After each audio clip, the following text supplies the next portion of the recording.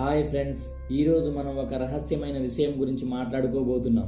అదేంటంటే సముద్రంలో ఒక చాలా పెద్ద పాము నిద్రపోతూ ఉంది. ఇప్పటికే మీరు సోషల్ మీడియాలో వినే ఉంటారు, అలాగే కొన్ని వీడియో రూపంలో కూడా చూసే ఉంటారు కదా. అసలు అంత పెద్ద పాము ఉందా? ఉంటే ఇప్పుడే ఎందుకు బయటకు వస్తుంది? దాని కారణంగా వాతావరణంలో ఏమైనా మార్పులు సంభవిస్తాయా? ఈ పాము సముద్రంలో ఎవ్వరికి అంతు చిక్కని లోతులో ఉంటుంది. ఆ పాము నోటి నుంచి అగ్ని బయటకు వస్తూ ఉంటుంది. ఆ కారణంగా ఏ చేపలు కూడా దాని దరిదాపులో రాలేదు. ఒకసారి మీరే ఊహించుకోండి, పాము నోటి నుంచి అగ్ని బయటకు వస్తే ఏ విధంగా ఉంటుందో అనేది. ఒక రోజు అది బయటకు వస్తుంది.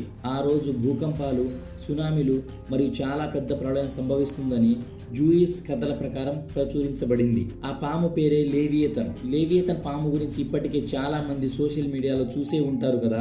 చాలా మందికి ఈ రహస్యమైన పాము గురించి తెలుసుకోవాలని ఎంతో ఆసక్తితో ఎదురు చూస్తున్నారు కదా. అందుకోసమే ఈరోజు ఈ వీడియోలో మనం తెలుసుకుందాం. ఈ వీడియోని చిన్న లైక్ చేసి ఛానల్ని సబ్స్క్రైబ్ చేసుకోండి ఫ్రెండ్స్. ఇక టాపిక్లో వెళ్తే, ప్రపంచాన్ని సృష్టించే సమయంలో దాదాపు 3000 సంవత్సరాల క్రితం జూయిస్ కథల ప్రకారం దేవుడు ప్రపంచాన్ని రూపొందిస్తున్న 3వ రోజున ఒక అతిపెద్ద పామును సృష్టిస్తాడు. ఈ పాము సాధారణమైనది కాదు. దాని పులుసులు ఇనుముతో చేసిన విధంగా ఉంటాయి. ఆ పాము చూడడానికి చాలా భయంకరంగా ఉంటుంది. అలాగే ఆ లేవియేతన్ పాము నోటి నుంచి అగ్ని సంభవిస్తూ ఉంటుంది. ఆ పాము చూడడానికి ఎలా ఉంటుందంటే డ్రాగన్ ఆకారంలో కనిపిస్తుంది. ఈ పాముని నాశనం చేసే మానవుడు ఈ ప్రపంచంలోనే ఎవ్వడూ లేడు. అంతటి అసాధారణ శక్తితో పాముని సృష్టించాడు ఆ దేవుడు. భూమి మీద మంచి చెడుల మధ్య సమతుల్యాన్ని కాపాడడానికి ఈ భయంకరమైన పామును సృష్టించాడు ఆ దేవుడు. కానీ అంతటితో ఆగలేదు. జూయిస్ కథల ప్రకారం ఒక మగ పామును, అలాగే ఒక ఆడపామును దేవుడు సృష్టించాడు. ఈ 2 పాములను సృష్టించిన ఆ దేవుడే ఒకరోజు వాటి శక్తిని చూసి ఆశ్చర్యపోయాడు. ఇలాంటిది ఒకటి ఉంటేనే ఆపలేము, ఇలా 2వ పాము ఉంటే ఇప్పుడే ప్రపంచం నాశనం అయిపోతుందని గ్రహించాడు ఆ దేవుడు. దీంతో ఆ జూయిస్ కథల ప్రకారం సృష్టించిన ఆ 2వ పాముని దేవుడు నాశనం చేస్తాడు. అయితే ఆడపాముని నాశనం చేసిన తర్వాత ఆ మగ పాము ఇప్పుడు దాకా జీవించే ఉంది. పాము సముద్రంలో అత్యంతమైన లోతుల్లో మరియు చీకట్లో జీవిస్తుంది. జూయిస్ కథల ప్రకారం ప్రపంచం ముగిసే కాలంలో ఈ పాము బయటకు వస్తుంది.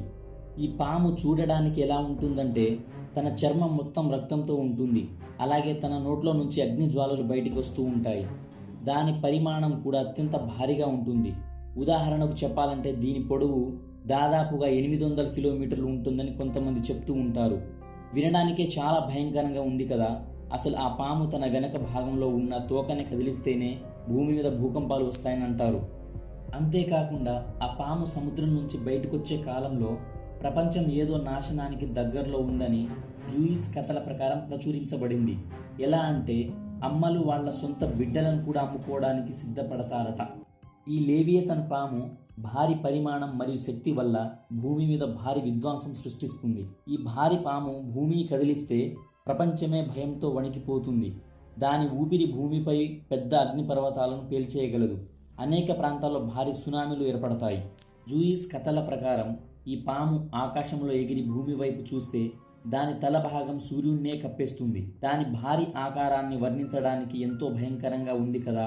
అయితే ఈ లేవియేతన్ పామును ఎదిరించడానికి ఎవరు లేరా అని మీరు అనుకోవచ్చు.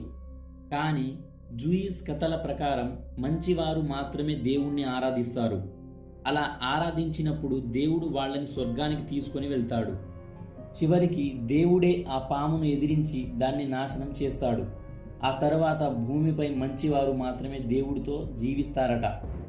ఈ కథల ప్రకారం లేవియేతన్ అనేది చెడుకు ప్రతిబింబం.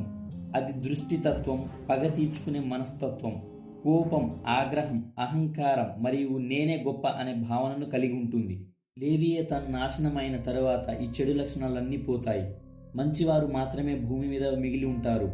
అప్పుడు ప్రపంచం మొత్తం న్యాయంగా, నిజాయితీగా మిగిలిన వారు జీవిస్తారట.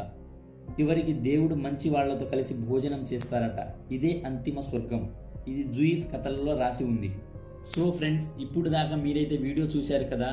వీడియో ఎలా అనిపించిందో వీడియో కింద కామెంట్ చేసి, అలాగే కొత్తగా చూసే వాళ్ళైతే మన ఛానల్ని సబ్స్క్రైబ్ చేసుకోండి friends. Thank you for watching.